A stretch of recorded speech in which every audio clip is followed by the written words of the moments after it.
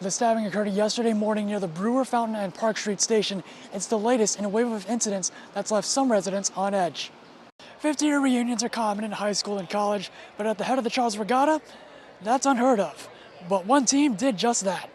The 2024-2025 NBA season is officially here, as some players look to impress on their new teams, while some franchises look forward to a successful campaign. ESPN has a star-studded doubleheader tonight, featuring the defending champion Boston Celtics taking on the new-look New York Knicks at 7:30. Bronny James is also looking to make history with his NBA debut as the Los Angeles Lakers battle the Minnesota Timberwolves at 10 p.m.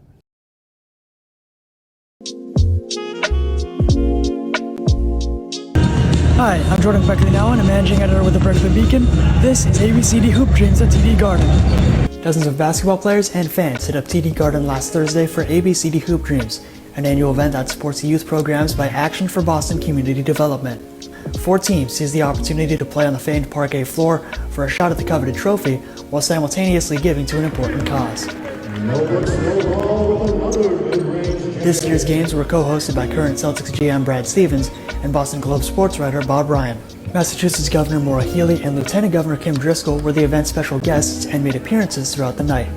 Both former college basketball players, they took time to showcase their skills in warm-ups. After a brief opening ceremony, the games began.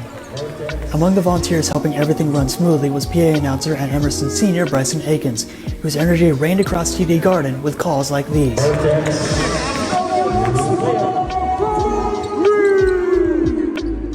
As a basketball fan and nerd, actually being here, after seeing it so many times from upstairs and the upper level sections, it means the world. It really does. Players and volunteers were invited to a Q&A featuring Stevens and Ryan, and Stevens even gave Emerson a big shout out. I would say Emerson's done okay in the NBA. You know, there's a couple people that are doing pretty well. The stabbing occurred yesterday morning near the Brewer Fountain and Park Street station. It's the latest in a wave of incidents that's left some residents on edge. People are growing concerned following a string of violence around the Boston Common. A rush hour stabbing yesterday was the second attack in the last week after a walking tour guide was randomly punched on the job. Boston police have reported over 100 violent crimes in the area as of September 17th. One resident, Daniel Scott, expressed outrage in the rise in crime. That could have been somebody's son. Could have been somebody's daughter. It's sickening. Scott said he's witnessed some of the violence firsthand, including a separate attack on Winter Street. He offered a solution to the Boston Police Department. If you can detail a construction site, detail the park. Just don't come in here one time, make sure everything is safe and good and dandy. No, sit here and stay here. City Councilor Ed Flynn plans to hold a meeting at City Hall pretty soon to discuss safety on the Common. And as for that stabbing, no arrests have been made and the investigation remains ongoing. In Boston, I'm Jordan Pagkalinawan for WEBJ.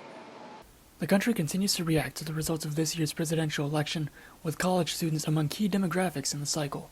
Students in Boston expressed various opinions in the wake of President-elect Trump's victory, their political activity coming from a wide range of backgrounds. I didn't really have a favorite to win. Wasn't really hoping for anyone to win, but I saw the reactions of each side, and I think it's definitely going to be detrimental to our country either way you look at it. American liberal democracy is very fragile, and it is very much not working. Coco LaRochelle actively campaigned for the Democratic Party with Rock the Vote and the Democrats of Harvard, encouraging voters in swing states to register for the election.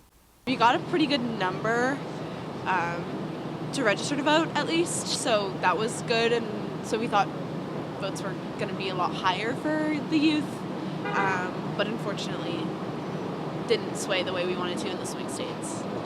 As the Democratic nominee, Harris lost support in a majority of swing states.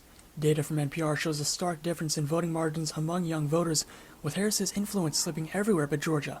Even though Harris won the youth vote, Lawrence Scott believes Trump appealed to young white men over the course of his campaign. I don't know if it's about necessarily abortion rights, but I think it more just comes down to the way that he was speaking to them as a man. I think that a lot of male, younger men could empathize more with him.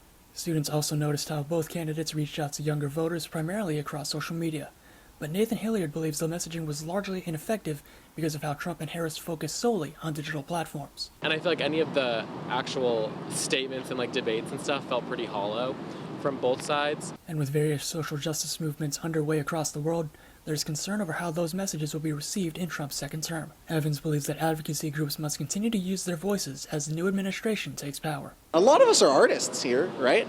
Or like news media communication, and that's certainly a platform from which, if you have beliefs, you can, let them be heard. Scott says that educating other young voters in an unbiased way is critical for them to remain politically active. Spreading the news around and just not being judgmental, trying to listen to both sides and find like a compromise and an agreement on all these different issues. For WEBJ, I'm Jordan Pagkalinawan.